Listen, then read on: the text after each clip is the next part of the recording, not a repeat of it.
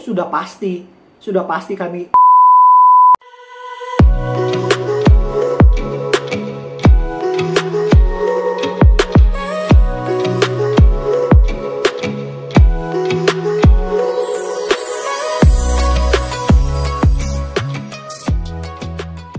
Video ini saya buat bukan hanya untuk mengedukasi teman-teman yang sampai sekarang tuh masih ada orang yang tidak percaya virus corona gitu ya. Dan percaya, saya tidak membagikan teori konspirasi, saya tidak membagikan kalau ini pandemi ya, pandemi ini dikatakan pandemi, apalah itu. Yang saya lakukan di sini adalah mengedukasi bahwa virus corona itu, COVID-19 itu ada. Dan saya sebagai tenaga kesehatan yang terjun di bidang itu, saya akan memberikan kesaksian saya tentang apa yang saya lihat, apa yang saya saksikan di depan mata saya ya. Saya terinspirasi bikin video ini karena Bang Jering ya. Bang Jering yang awal-awalnya meneriakan tolak COVID, tidak percaya COVID. Tapi pada beberapa hari yang lalu dia memutuskan untuk divaksin. Coronavirus Disease 2019. Sebenarnya coronavirus itu sudah ada sejak lama ya. Jadi corona itu, virus corona sendiri dia satu marga dengan virus SARS dan MERS.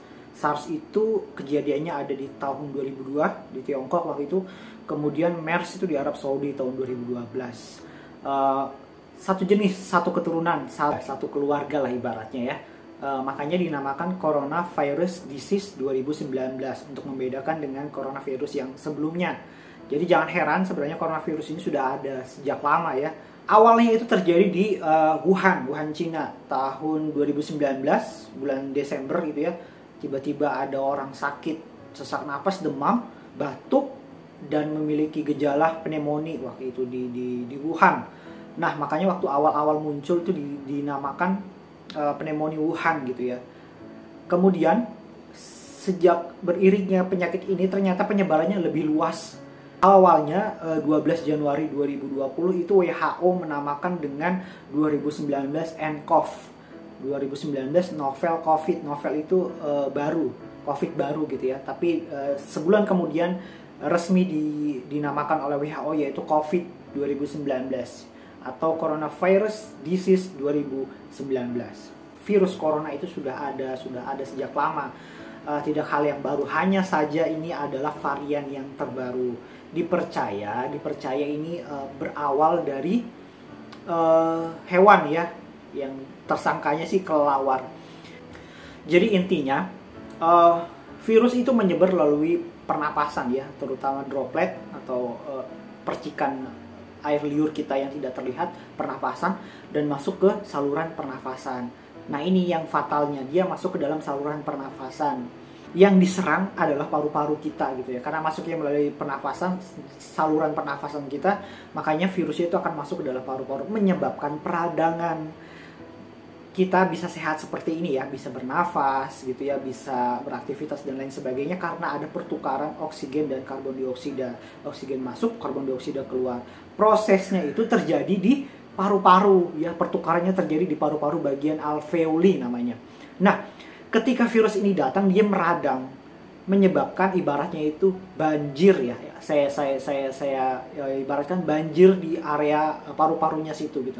Ketika terjadi perubahan itu, maka pertukaran oksigen dan karbon dioksida terganggu di dalam tubuh kita.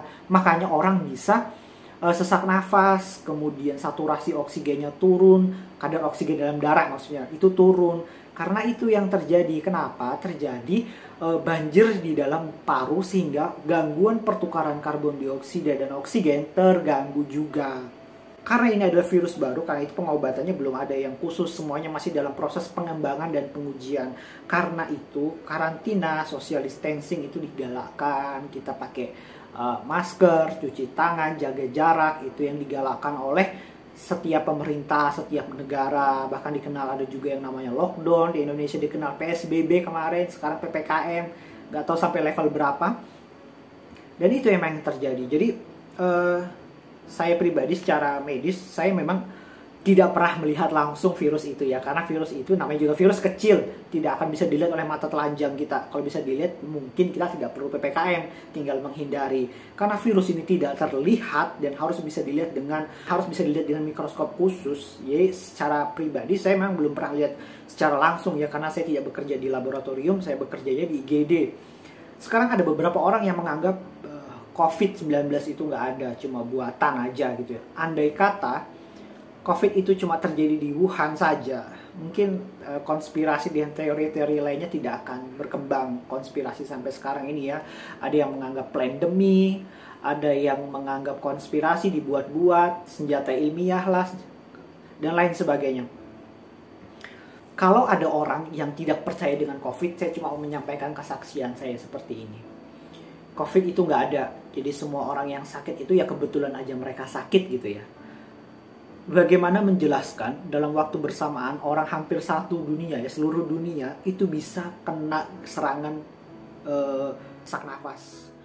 Bagaimana bisa menjelaskan orang satu dunia, satu Indonesia lah khususnya ya, orang bisa kena sesak nafas dalam waktu bersamaan, orang bisa kena pneumonia dalam waktu bersamaan. Jadi pneumonia itu kayak gini, kalau gambaran paru-paru yang bagus itu seperti ini ya. Nah ini yang bagus. Nah kalau orang kena pneumonia, penumpukan cairan di dalam paru-parunya, ini gambarannya kayak gini, ini kotor sekali.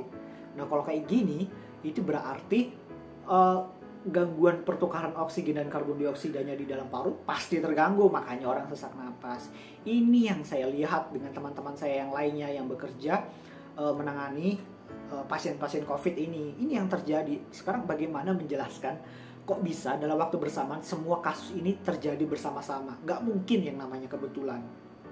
Terus bagaimana menjelaskan pneumonia ini terjadi dalam waktu bersamaan? Kok tiba-tiba dalam waktu yang bersamaan terjadi penumpukan cairan di dalam paru-paru di seluruh dunia, bahkan khususnya seluruh Indonesia? Kenapa bisa terjadi? Karena ada sesuatu yang masuk yang membuat peradangan di dalam paru-paru. Dan yang masuk itu adalah COVID-19, Coronavirus Disease 2019. Dan ini terjadi secara global, makanya ditetapkan sebagai pandemi. Kalaupun Anda semuanya yang menganut teori pandemi, itu hak Anda. Saya menjelaskan dengan apa yang saya lihat di depan mata saya bersama setiap teman-teman saya di rumah sakit. Kemudian kalau ditanya bagaimana dengan setiap sakit yang dirasakan pasien gitu ya. Kemarin ada seorang oknum nakes bilangnya itu adalah persepsi, seperti ini ya.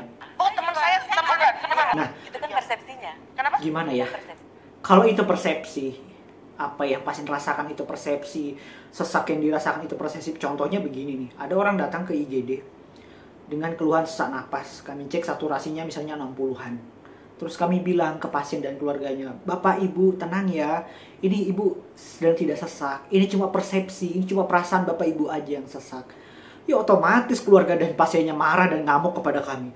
Otomatis. Dasar monyet bau, kadal bintit, muka gepeng, kecoa bunting, babi ngepet, dinosaurus. Lalu kalau ditanya kenapa kemarin kasus meninggalnya melonjak, meroket, naik, karena kasusnya yang terpapar juga banyak orang yang terpapar, tenaga medis, tenaga nakesnya sedikit, jumlah kapasitas rumah sakit juga terbatas, oksigen terbatas. Makanya dari India sampai Indonesia terjadi kasus orang nggak dapat oksigen.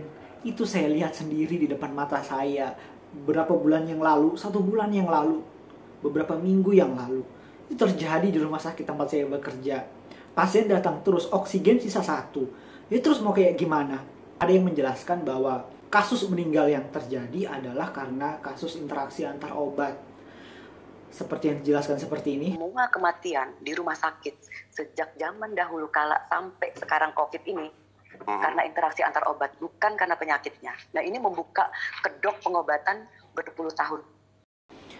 Di situ dijelaskan bahwa semuanya itu terjadi karena kasus interaksi antar obat, dibuka kedok pengobatan.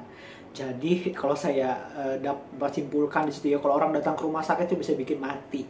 Kenapa? Karena dapat obat-obatan. Kalau seperti itu himbauannya, maka setiap orang nggak mau datang ke rumah sakit, nggak mau berobat.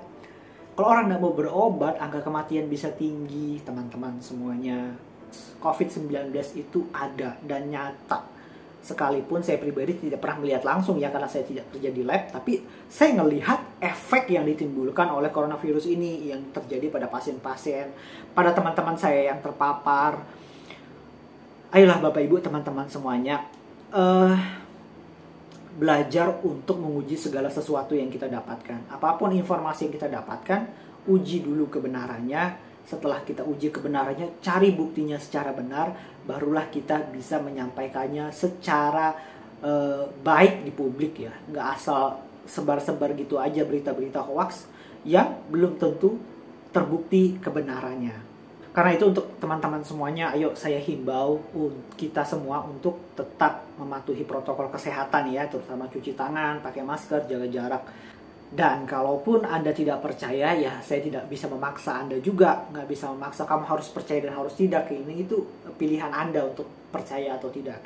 Hanya saja saya sebagai tenaga kesehatan, saya menyampaikan kesaksian saya, apa yang saya lihat di depan mata saya, apa yang saya saksikan, bagaimana saya menolong orang. Ya, beberapa hari ini ada orang yang meninggal di depan mata saya ketika datang sudah saturasi jelek, tiba-tiba napasnya satu-satu itu kayak begitu ya. Terus ya harus kami lakukan pertolongan untuk bisa menyelamatkan nyawanya, tapi pun tidak bisa juga.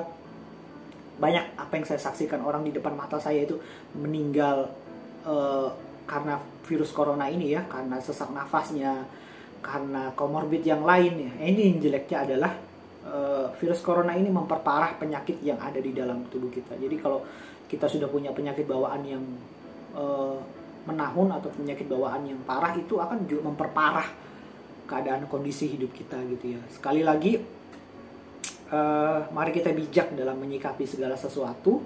Saya di sini membagikan bahwa informasi kalau virus corona itu ada, sudah ada sejak zaman dulu. Hanya saja sekarang yang ada adalah varian terbarunya gitu ya. Terima kasih untuk teman-teman, semoga bermanfaat. Tuhan memberkati.